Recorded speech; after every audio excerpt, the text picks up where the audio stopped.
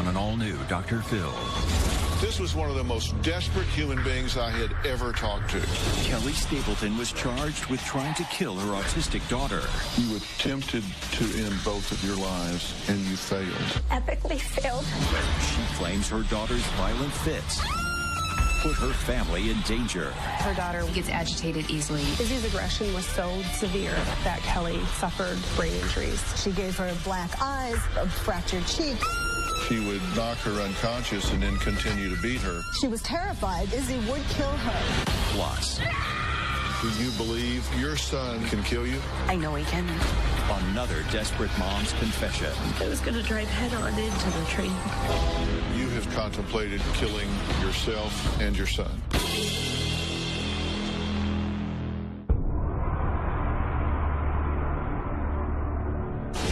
I want you to listen to this video. Sobbing followed by horrific screams. Dude, he's upset.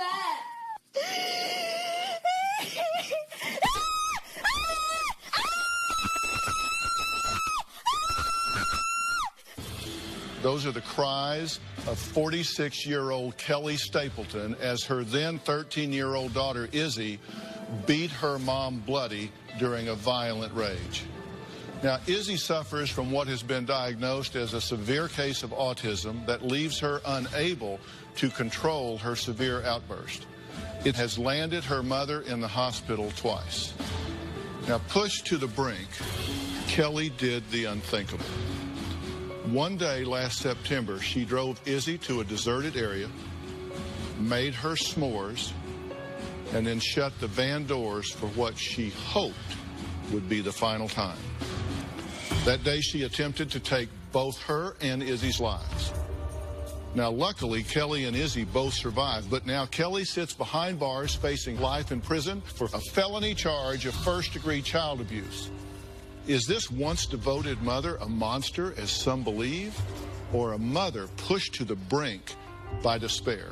Yesterday, you saw the first part of my exclusive interview with Kelly Stapleton, where she shared her story for the very first time. Today, you'll hear the compelling conclusion to our conversation, and we'll find out how the rest of Kelly's family is coping with this tragic situation. But first, here's what happened yesterday. A Benzie County woman is facing attempted murder charges for trying to kill herself and her 14-year-old daughter. Kelly Stapleton and her daughter Isabel Stapleton were found inside of a van on Tuesday night and unconscious from carbon monoxide poisoning. State police say the 45-year-old Alberta woman tried to kill the 14-year-old girl by placing two burning portable charcoal grills inside a vehicle with the doors and windows closed. All of this unfolding just days after Izzy returned from an autism treatment center. Izzy was put in a medically induced coma. Police say it is possible that Izzy could have permanent brain damage. Kelly Stapleton of Benzie County pleaded guilty to first-degree child abuse. Today's guilty plea means all other charges, including attempted murder, will be dropped. Now a judge must decide her fate. Kelly Stapleton could spend life in prison or get off with time served.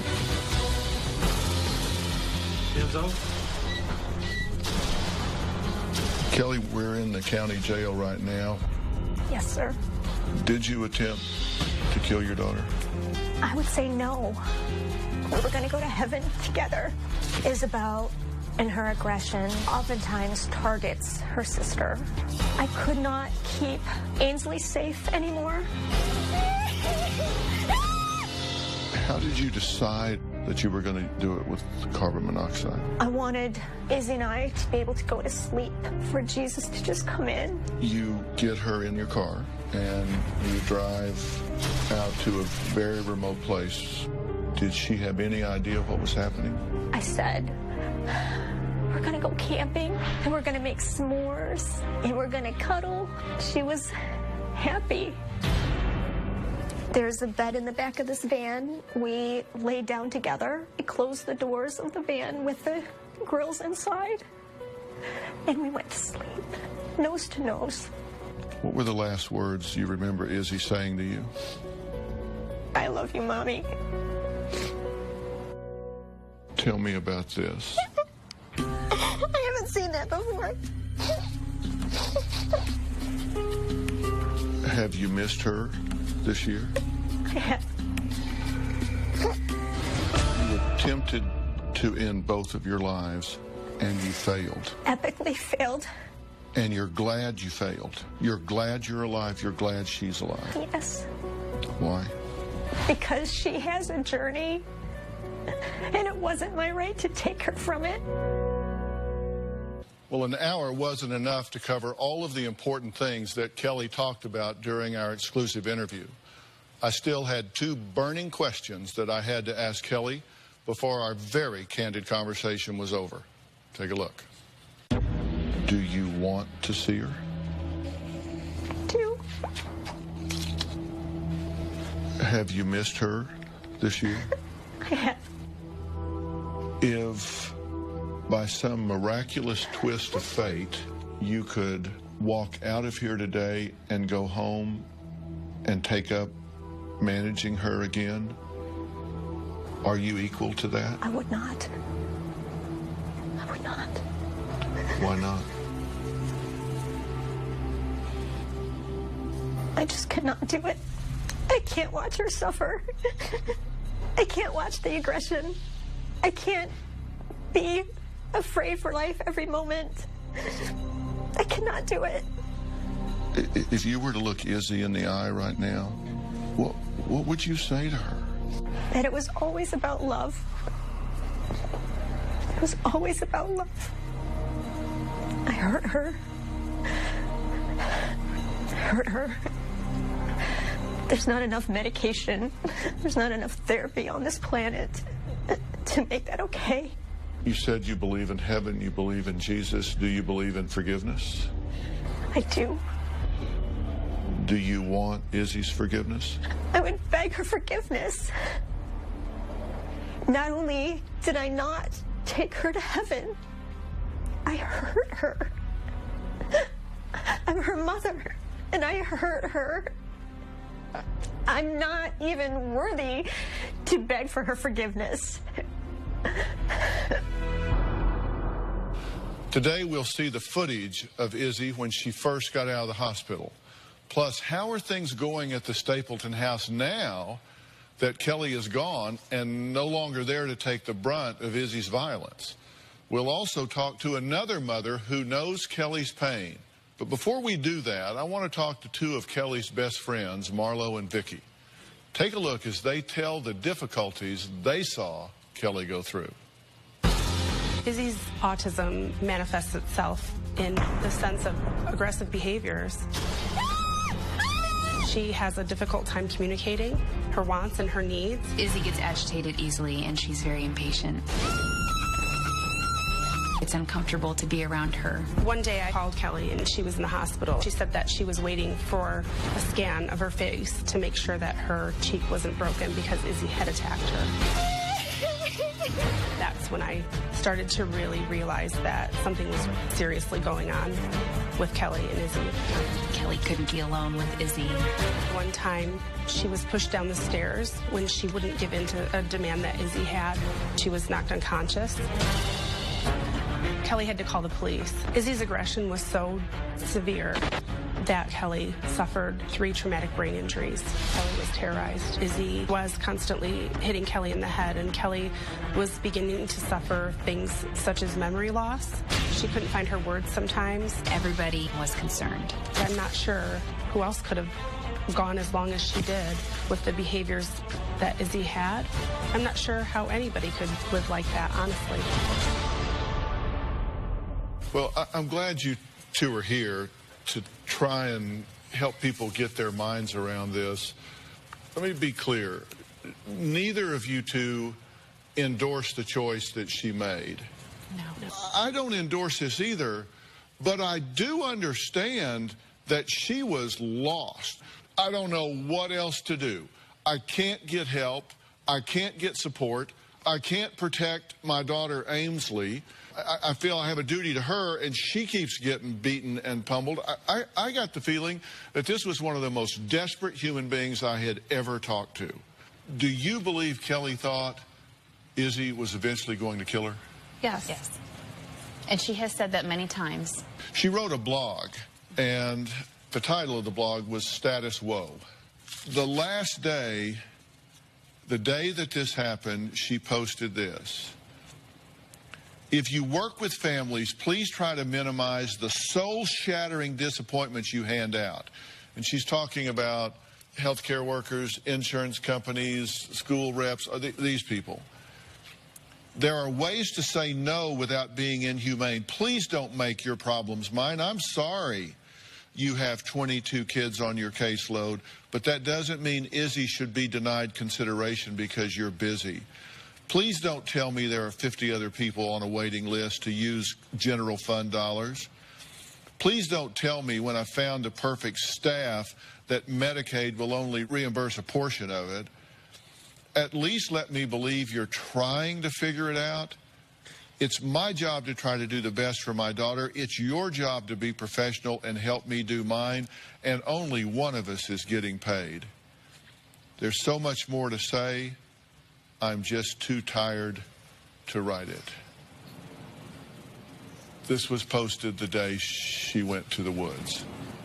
And she had just learned that Izzy had been uninvited to school. During my interview with Kelly, she revealed that she has not seen or spoken to Izzy since that day that they were in the van. And her good friends Marlo and Vicky have seen Izzy and stay in contact with Kelly's soon-to-be ex-husband, Matt. Here's what they have to say about what's happening with Izzy and the family now. Now that Kelly is out of the house, Ainsley is becoming more of a target for Izzy's aggression.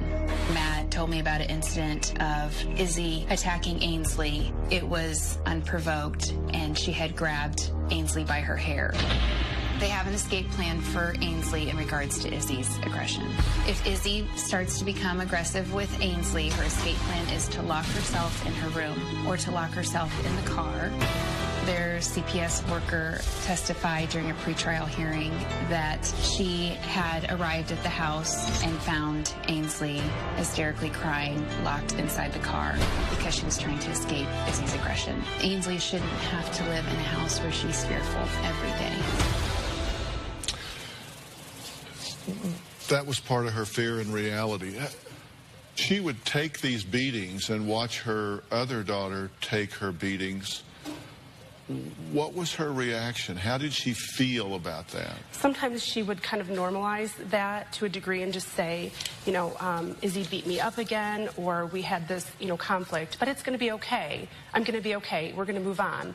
But then there were other times when we would talk a little bit longer, and then she would really confide in me about how she felt about it. I mean, she would cry, and those were the times that she felt hopeless. And that's when you started to really be afraid for her.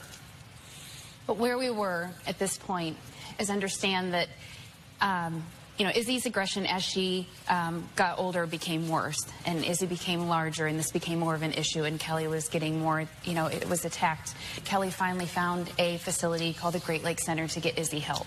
So she's at the center getting help. You would think that Kelly would finally get to relax. She could not, because every single week it was up for debate whether Izzy was going to be sent home abruptly or she was going to get to stay. The whole idea was to integrate her slowly back into the house, and that didn't happen. And what we're seeing in the background here is just that this was constant. Yes. Right? And so the insurance company said, basically, we're not going to further this. It's not being successful. We're going to stop paying. The center said, we can't keep her here if we don't have funding for her. And instead of integrating her slowly back home, they sent her home. That is the weekend before all of this. And they knew a few days before, so they contacted the school to try and, you know, be able to get her in with the teacher there and work on the behavior plan. All of that fell through. So now we have Izzy's coming home. She's not welcome back at school. We know that she's not any stronger than before when she went in. That's where we're at. Let's take a break. When we come back, we're going to meet a woman whose severely autistic son throws chairs at her, knocks over furniture, tears the stainless steel doors off the refrigerator, punches her, pulls her hair, fractured her ankle, chokes her while she's driving, and bites her so badly she wears long sleeves to hide the bruising.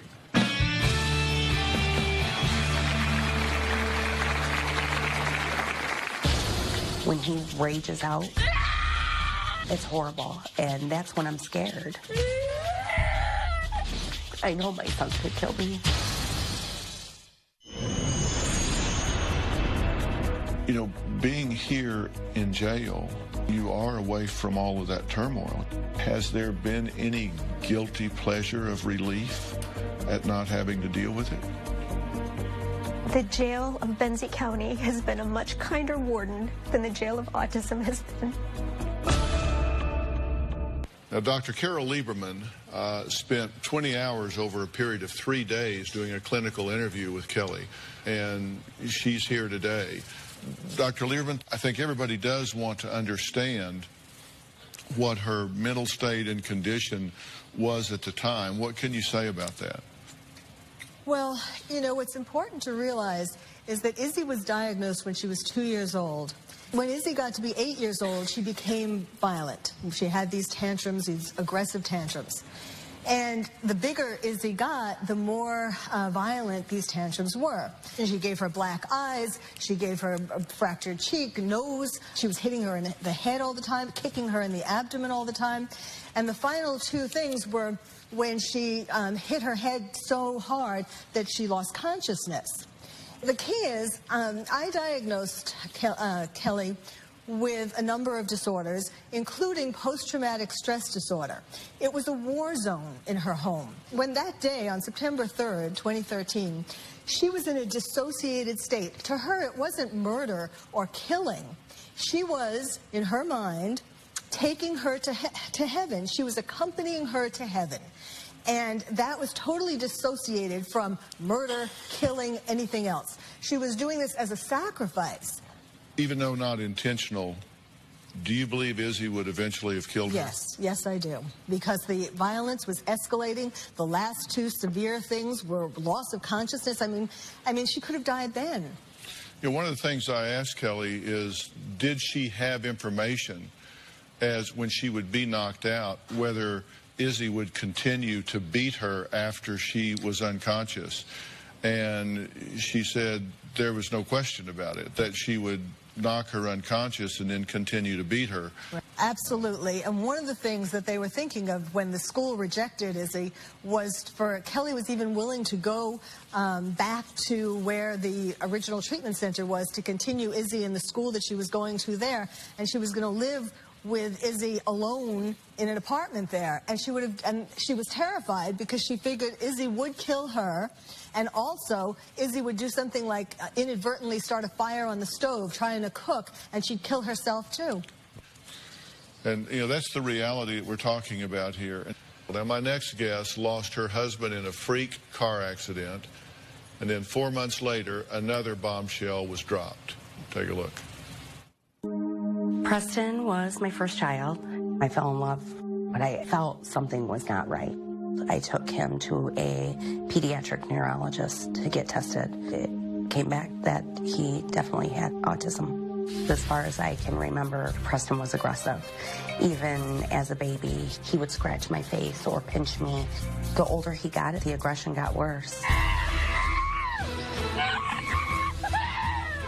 There was a time that Preston hit me. He punched me so hard that it knocked the wind out of me, and it left a huge bruise. He would just open palm, slap me across the face. Don't hit me! He pushed me down the flight of stairs once. I would get bloody lips, broken bones. I've had a black eye. He's fractured my ankle. He's damaged everything. The furniture, the walls. When he rages out, it's horrible. I think he could beat me to a bloody pulp. No. I know my son could kill me. I love my son, Preston, more than anything in this world. But I'm afraid of my son, and I can no longer care for him. Lisa, I'm glad to meet you. I'm sorry for the circumstance that we're talking about here. Your son is extremely violent. Yes. Do you believe that he can kill you? I know he can. He's been violent for a long time. He's strong. His hits turn into huge welts and bruises and fractures, and shoved me down the stairs. It's scary. The chokes, his little hands, his hands got bigger. Everything's harder. The aggression has always been there, but now it's worse. I know this is not a happy thought or an easy thought to talk about, but the truth is, you have seriously contemplated killing yourself and your son. Yes, I have. It's so hard to translate to everyone, even my closest friends and family, how extreme the behaviors take its toll on you, because this isn't just a little hair pull. This isn't a little punch. These are hard pulls, grabbing fists of hair, punches, shoves, breaking things in your house. You're afraid that a spoon or a bowl could be a weapon. It is a weapon, but could that weapon be used on me? We use plastic, so it's hard. And day after day after day, minute after minute after minute of not knowing when those behaviors are going to come, and you are the target. Emotionally, psychologically, it's tough. This is your child. Your child. This is my only child. Let's take a break for a minute. I mean, hopelessness has set in for Lisa, much like we've talked about with regard to Kelly. What has she contemplated in her mind? How would she do it? Has she gone to that point? We're going to talk about that escape plan and the horror she and her son have been living in when we come back.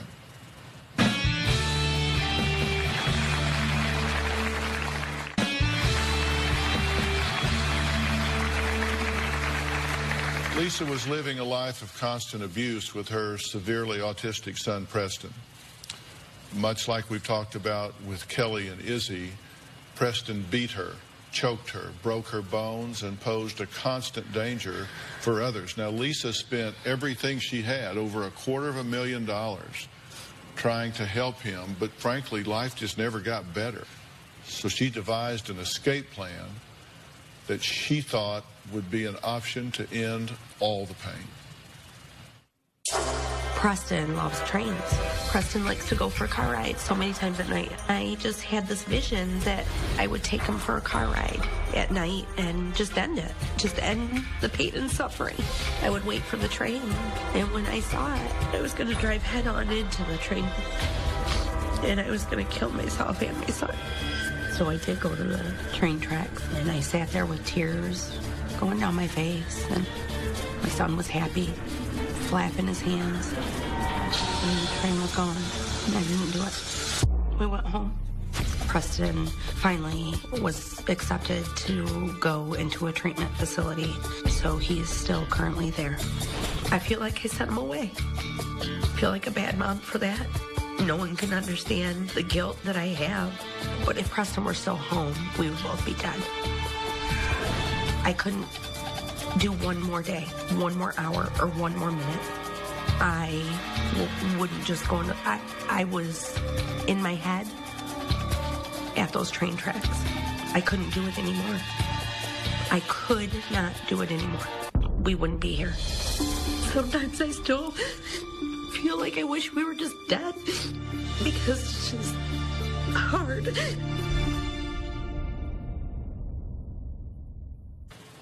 What's your reaction to watching yourself say those things? Who says that? What kind of parent says that about their child? Would you have ever thought or fathomed that you as a mother could actually contemplate killing your child? No, never. I'm a normal person. I had hopes and dreams for my son when he was born. I can't wait to hear "I love you, Mommy," and it never happened. And the mom that I thought I was going to be never happened, and the son that I thought was going to be was never there. Did I think that I would ever say those words or even contemplate it? Of course not. Who would think that? So I assume you weren't shocked when you heard what had happened with Kelly. I was shocked, but it only took 10 minutes for me to, I suppose, come out of shock and say, eventually,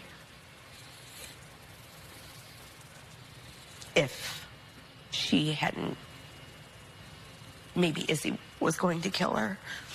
And I understood right away. I knew. And I felt really lost and frustrated and angry, never at Kelly, but at the system. You know, Kelly made a comment, the jail of Benzie County is better than the jail of autism. I believe it. I know it. I mean, I've never been to jail, but of course we're in contact and we talk about that often, how jail is better than the day-to-day struggle of autism. Sleep, food, water. No beatings. No beatings. Yeah. No extreme violence by your child. What I want people to do is try to understand the mindset. It is not a rational decision. It is not something that I want you to contemplate. It's not something I want you to do, because there is always that next option, that next alternative, that hope being around the corner. Ending the life of your child, even if you sacrifice yourself in the same act, is just simply not an option. That's just not something that you have the right to do. But that doesn't mean you have to stay in the situation you're in. When we come back, we're going to look at exclusive footage of Izzy after she was released from the hospital, plus how Kelly's husband, Matt, is coping now that he is the only parent in the home with Izzy and the other children.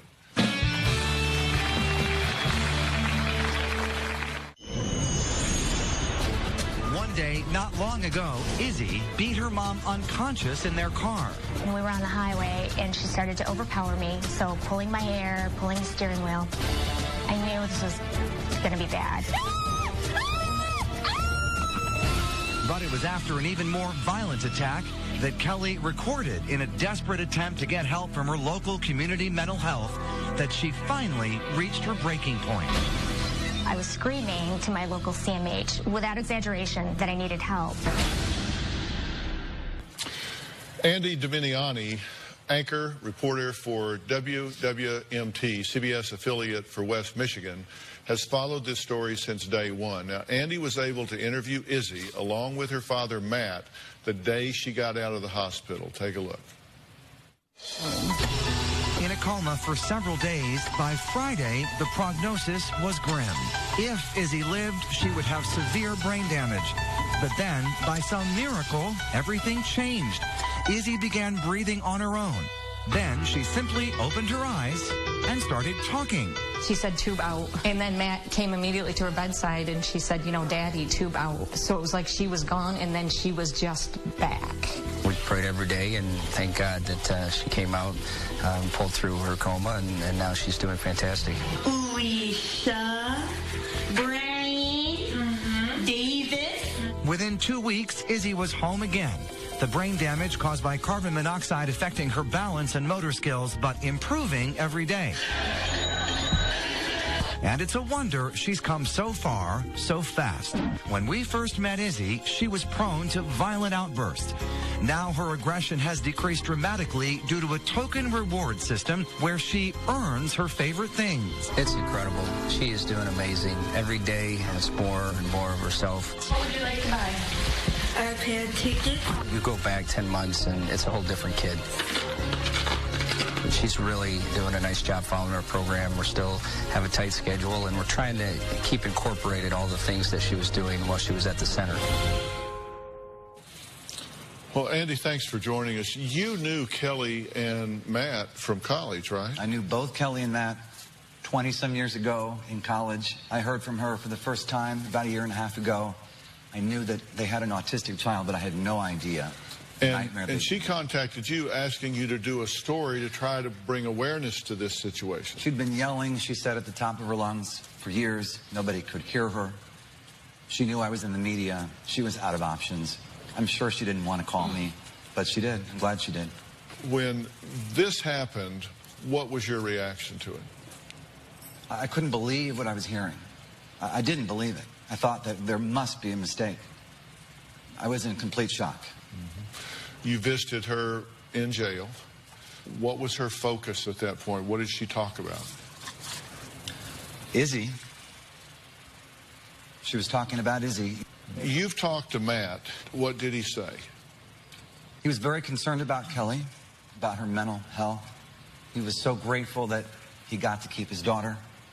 He just kept saying, I'm the luckiest guy in the world. Can you imagine that? I'm the luckiest guy in the world. I didn't lose my daughter. How do you think he feels towards Kelly at this point? He's conflicted. He loves her. He's furious with her. He's heartbroken. He's hopeful. He feels a million things. And he's in a no-win situation when it comes to Kelly. So what does the future hold? Well, we're going to talk about what the future holds for Izzy, and also we're going to share with you what Matt had to say to us.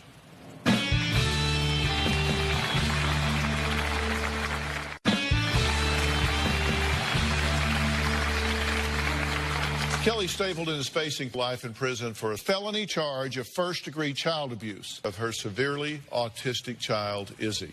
I want to introduce to you now the head of our advisory board, Dr. Frank Lawless.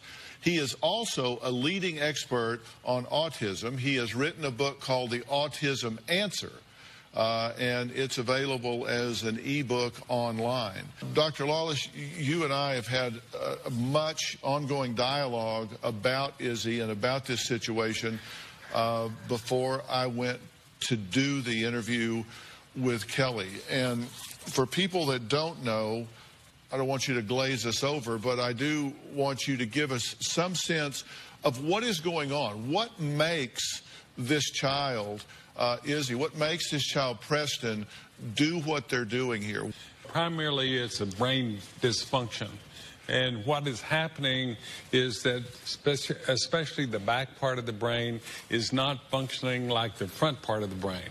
So what is happening is that there's a limited amount of processing that can go on with an autistic kid. When there's a change in environment, there's a change in any kind of situation, they get afraid. They are in panic. Now, autism is referred to as a spectrum disorder, yes, and not all autistic children are violent. Many are not, then some are. And what this violence may look random, but in fact, it is being triggered, correct? It is absolutely being triggered, and that is the biggest problem in autism, is the emotional control, the emotional management that goes on.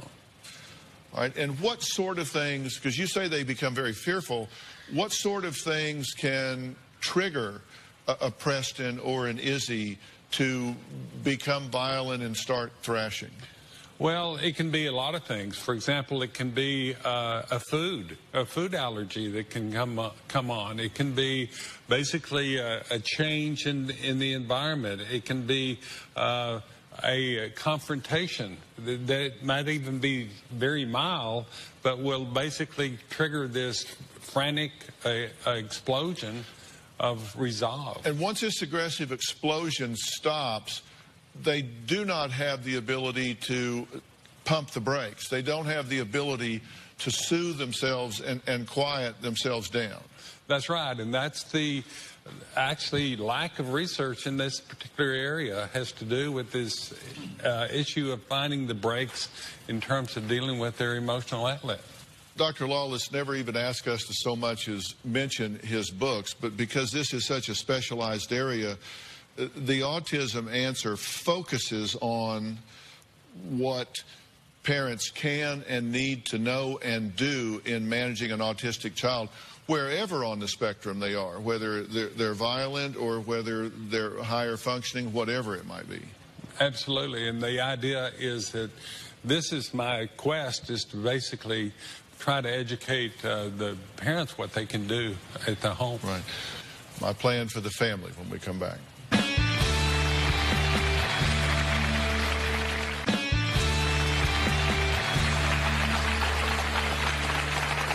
recently pled guilty to a felony charge of first-degree child abuse, a plea that carries the possibility of life in prison.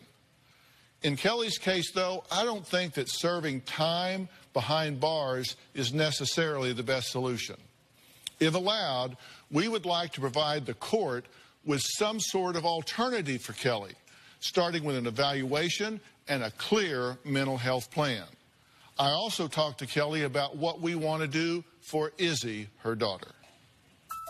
Kelly, we're going to start working real hard to try to get to the bottom of what's going on with Izzy. We want to take her to the P&P Center in Dallas and do a multimodal diagnostic workup and evaluation of her to try to find out everything that's going on with her. And then once we have those answers, then we're going to get those experts to work with all the resources available to come up with a strategy to try to get this young girl some peace in her life. We want her in the home, in the school, in her community, with friends and a life. And so the whole goal is reunification. We're going to get busy on this, and we're going to keep you in the loop every step of the way. Okay? Kelly, I wish you the absolute best. Since Kelly's husband, Matt, is now the custodial parent, we offered him a detailed treatment plan for Izzy. We also offered help for Kelly and Matt's other children, McEwen and Ainsley, as they have been through so much in their young lives. We invited Matt to be here today. For a number of reasons he's not, but he did give us a statement and ask us to please read it, and here it is. My apologies, but going out for the filming is not a possibility. I also really think this needs to be Kelly's story. They can't even match the music. They can't even rap, they're just black producing. Now they wanna crack the new shit. They just wanna act, they done bath the new kids. They can't even match the music. They can't even rap, they're just black producing. They just wanna crack the new shit. They just wanna act, they done bath the new kids. Sorry big man, sorry big man. With your big life and your chick man. Sorry big man, sorry big man. With your big life and your whip man. Sorry big man, sorry big man. With your big life and your chick man. Sorry big man, sorry big man. Sorry big man.